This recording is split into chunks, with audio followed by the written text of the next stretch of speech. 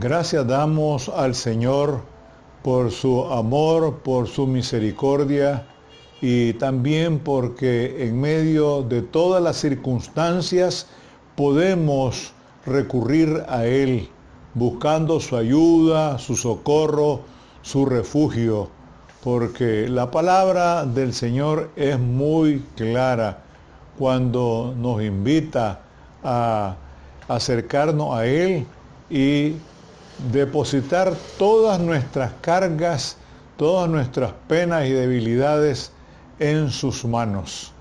Damos gracias al Señor por esta oportunidad, por este espacio para reflexionar en la palabra del Señor. Lo único que en este mes de octubre vamos a hacer memoria de un acontecimiento de gran trascendencia en la historia de la humanidad, como lo fue la Reforma Protestante.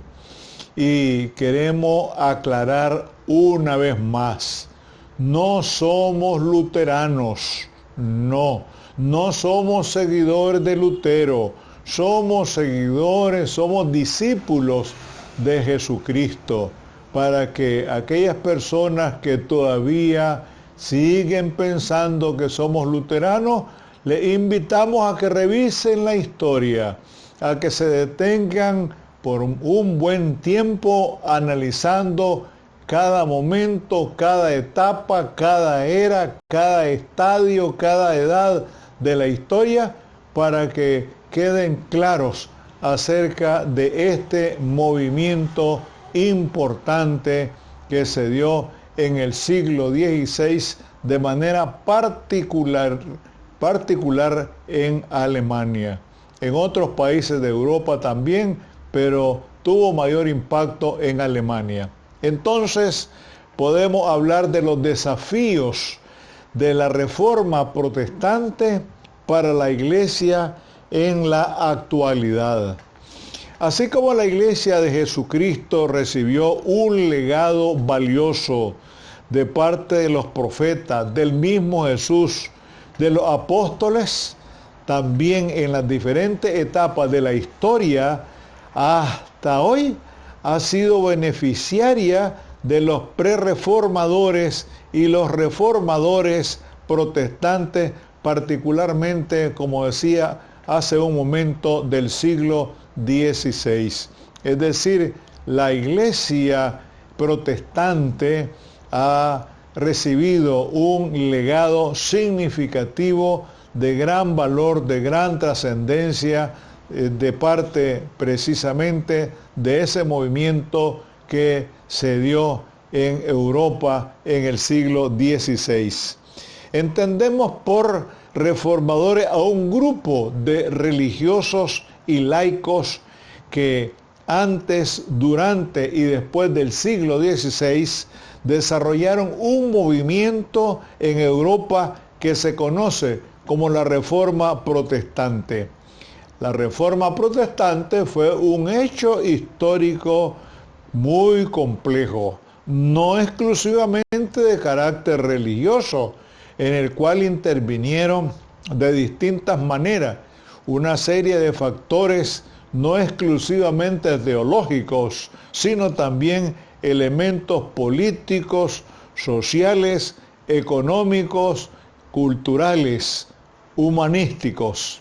En la actualidad, conocemos a muchas personas evangélicas que suelen hablar de dos historias, una sagrada y otra profana.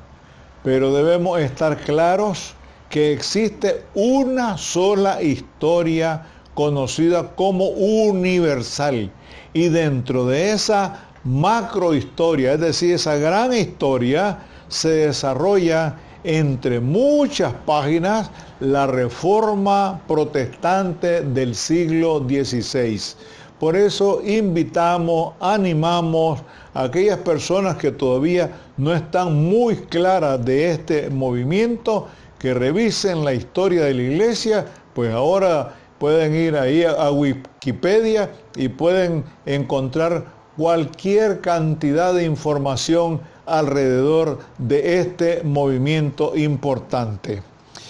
Uno de los grandes desafíos que tiene la iglesia cristiana de la segunda década del siglo XXI es la revisión constante de las raíces del protestantismo, pues si no examinamos los diferentes fenómenos que han ocurrido en el devenir de los días, corremos el riesgo de continuar cometiendo los mismos errores de nuestros antepasados. Sin embargo, también existe la posibilidad de imitar los aciertos de aquellos paladines que fueron capaces de desafiar el poder, y por esa razón importante, los cristianos comprometidos con el reino de Jesús en esta tierra, continuamos siendo beneficiarios de ese hermoso legado que nos dejaron los reformadores del siglo XVI. Podemos hablar de los distintos momentos de la historia. La historia de la humanidad se divide en 4 estadios o edades que presentan sus propias características o particularidades. La antigua, la media, moderna y contemporánea. Ahora se habla de la posmodernidad. La edad antigua es precisamente el inicio de la historia, porque antes de la historia, pues se habla de la prehistoria, es decir, todavía no existía la escritura. Entonces, desde ahí surge, es decir, ya en la historia, en el momento de la edad antigua surge la escritura, hasta la caída del Imperio Romano en el año 476 después de Cristo. Y esta edad se caracterizó por el esclavismo. En segundo lugar, pasamos a la Edad Media, que va del 476 después de Cristo, es decir, desde la caída del Imperio Romano hasta la conquista de Constantinopla, actualmente Estambul, ciudad y puerto de Turquía, con los turcos, la conquista por los turcos u otomanes en 1453, o bien hasta el descubrimiento de América en 1492 con la llegada de los españoles a América. Entonces, esta edad se caracterizó por el feudalismo. Vamos con la Edad Moderna en tercer lugar. Desde el descubrimiento de América de 1492 hasta la Revolución Francesa 1789, se caracterizó por el capitalismo. Y la edad contemporánea, que es la más reciente, por decirlo de esta manera, desde la Revolución Francesa 1789 hasta nuestros días. Algunos historiadores dicen hasta la caída del muro de Berlín en Alemania el 9 de noviembre de 1989 o hasta la destrucción de las Torres Gemelas el 11 de septiembre de 2001. Ahora se habla en este periodo del neoliberalismo. Ahora veamos cuál es el contexto histórico de la Reforma Protestante.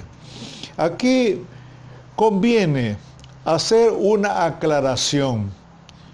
Todos los acontecimientos que nosotros hemos visto y estamos viendo en la historia de la humanidad, incluso dentro de la misma Biblia, dentro de todos los relatos que encontramos tanto en el Antiguo como en el Nuevo Testamento, se dieron en determinado momento histórico de la humanidad. Eso no se dio en el éter, no se dio en el aire, no, sino que se dio en determinadas circunstancias históricas, y por eso es bueno, saludable y conveniente revisar todo texto de la Biblia dentro de su contexto, tanto histórico como geográfico, cultural, etcétera, porque eso va a enriquecer la interpretación de las Sagradas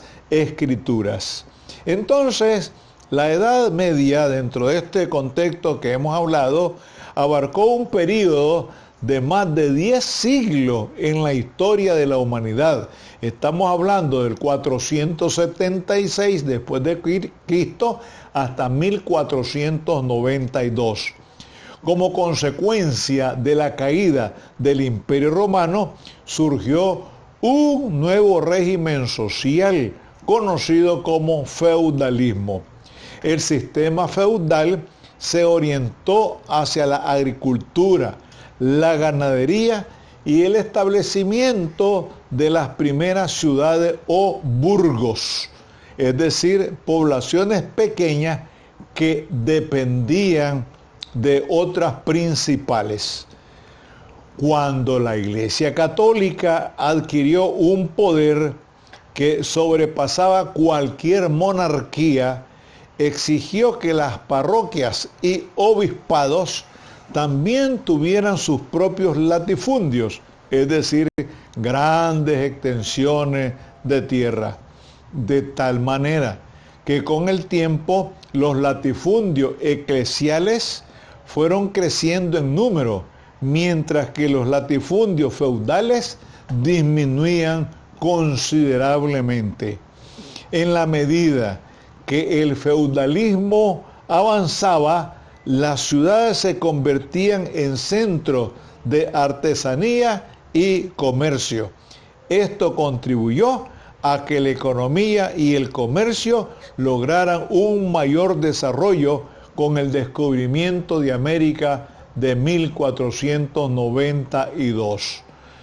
Gracias, Señor, porque sabemos que a través de la historia podemos conocer mejor tu intervención en este mundo en todos los momentos que ha vivido, que vive y que vivirá la humanidad hasta tu segunda venida.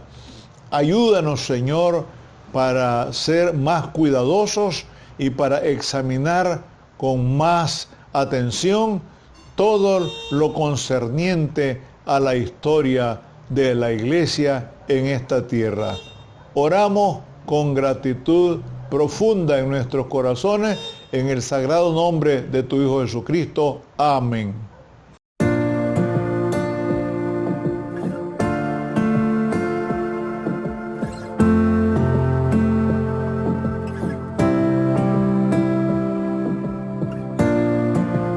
Desolados ya no más, somos herederos con Jesús, extranjeros ya no más, ahora somos hijos por la cruz, somos iglesia, reino de luz, nuestra bandera, la cruz de Jesús. Somos iglesia, somos nación, la tumba vacía es nuestra canción. Extraviados ya no más, nos llamas de vuelta a nuestro hogar.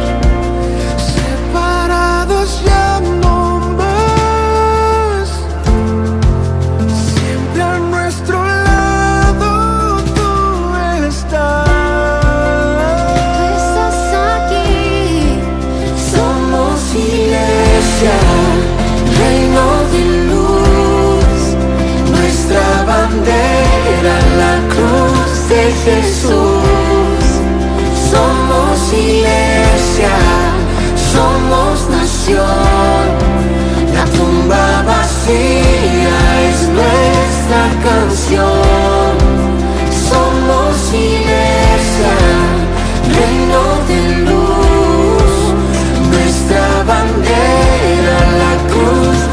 Jesús. Somos iglesia, somos nación. La tumba vacía es nuestra canción.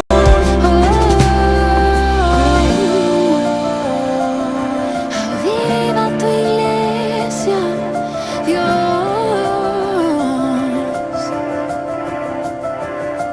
Que tu iglesia como luna en la noche se abre